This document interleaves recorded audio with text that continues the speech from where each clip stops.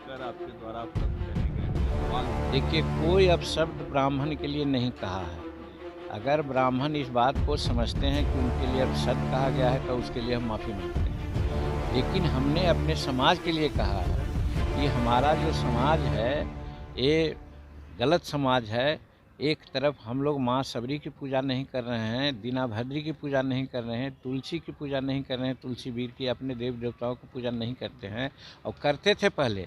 लेकिन ये हरामी लोग अब सत्यनारायण स्वामी की पूजा करते हैं। लाज नहीं आता है उनको कि पंडित जी जाते हैं सो कहते हैं कि बाबू तोरा के यहाँ खाएंगे नहीं, नगदे पैसा दे दो। इसमें तो लाज शर्म लगना चाहिए, उसके बाद भी उनको खिलाते हैं। हमें ये कहा है, तो ये आप हरामी शब्द अपने समाज के लिए कहा है। समाज के हाँ, लोगों के लिए आपने कहा है। कि हरामी है, अपने कुल को ये लोग नाश करने वाले हैं। माता सबरी को नहीं समझ रहे हैं, तुलसी वीर को नहीं समझ रहे हैं, दीना भद्री को नहीं समझ रहे हैं और आप सत्यनारायण स्वामी की पूजा कर रहे हैं। और वैसा पूजा कर रहे हैं, इनको शर्म आना चाहिए कि वैसे लोगों से पूजा कराते हैं जो इनके यहाँ खाना पसंद नहीं करते हैं, कहते हैं नगदे दे दो। तो ये हमने समाज को कहा। पूजा से दिक्कत है या पूजा कराने वाले से दिक्कत है? हम पूजा कराना जो करवा रहा है उससे दिक्कत है। क्यों ब्राह्मण को हम बुलाते हैं?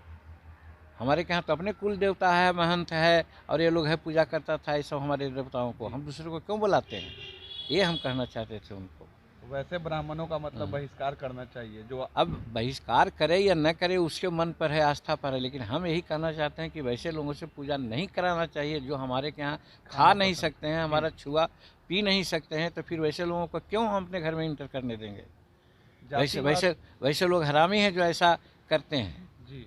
यही हमने कहा है। मतलब अल्टरनेटिवली वो लोग भी वो है जो आप कहना चाह रहे हैं? क्या अल्टरनेटिवली है सर जो आप बोल रहे हैं अपने कास्ट के लोगों हाँ, हम अपने ब्राह्मणों के लिए भी वही सब नहीं, ब्राह्मण के लिए क्यों कहेंगे? ब्राह्मण के लिए किसी जात के लिए हम क्यों कहेंगे भाई? जात कोई अपना बनाया है, ब्राह्मणवादी व्यवस्था में जात को बनाया है, वो तो समाज को बर्बाद करने के लिए बनाया है, उसको हम अपने नहीं मानते हैं। लेकिन उनको हम क्यों कहेंगे? सब लोग मान रहा है, देखो हमारे न मानने से क्या होगा? भगवान राम को सब कोई मान रहा है, हम नहीं मानते हैं तो क्या हो गया? तो उसी प्रकार से है, ब्राह्मण को सब कोई मान रहे हैं, हम ब्राह्मण को नहीं मानते हैं। लेकिन हम उनको गाली क्यों देंगे? हम अपने समाज को कहा कि हमारा समाज चुतिया है जो अपने कुल देवताओं को न पूजा करके दूसरे से पूजा करवाता है और वैसे से कराता है जो उसे क्या खाना और पीना पसंद नहीं करते हैं, नगदा ऐसा मांगता है। बात तो यही है। ठीक है सर, ठीक है। रुक जा। अपने शब्दों से मुकरे और अपनी ही जात पर गाली गलौज पर उतरे जीतन राम मांझी। जी हाँ, कुछ देर पहले हमने आपको दिखाया था कि कैसे जीतन राम मांझी धार्मिक प्रथा और हिंदू समाज के देवी देवताओं की आलोचना करते नजर आ रहे हैं। यहाँ तक कि उन्होंने ब्राह्मण समाज के लिए भी अपशब्द कहे, पर कुछ ही देर के बाद वो अपने बयान से मुकरते नजर आए और साफ कह दिया कि हमने अपनी ही जात को गाली दी थी। इतना ही नहीं, अपने बयान से पीछा छुड़ाने के लिए उन्होंने अपने कुनबे को भी नहीं बख्शा। गाली गलौज पर उतर आए जीतन राम मांझी। एक गाली को ढकने के लिए दूसरी गाली, जबकि हमारा संविधान जाति धर्म में भेदभाव करने को नहीं कहता। फिर भी अगर संविधान के रखवाले ही, संविधान की बड़ी बड़ी बातें करने वाले ही जाति और धर्म की अलग ही व्याख्या करने लगेंगे तो फिर संविधान का क्या आधार रह जाएगा?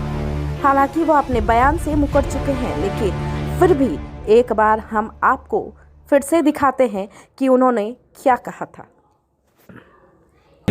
सत्यनारायण पूजा का नाम हम लोग नहीं जानते थे, लेकिन साला अब हर जगह हम लोगों के टोला में सत्यनारायण स्वामी की पूजा होती है। और इतनों में शर्म लाज नहीं लगता हम लोगों का कि पंडित हरामी आते हैं तो नहीं खाएंगे बाबू, आपको हमको लगते दे दीजिए।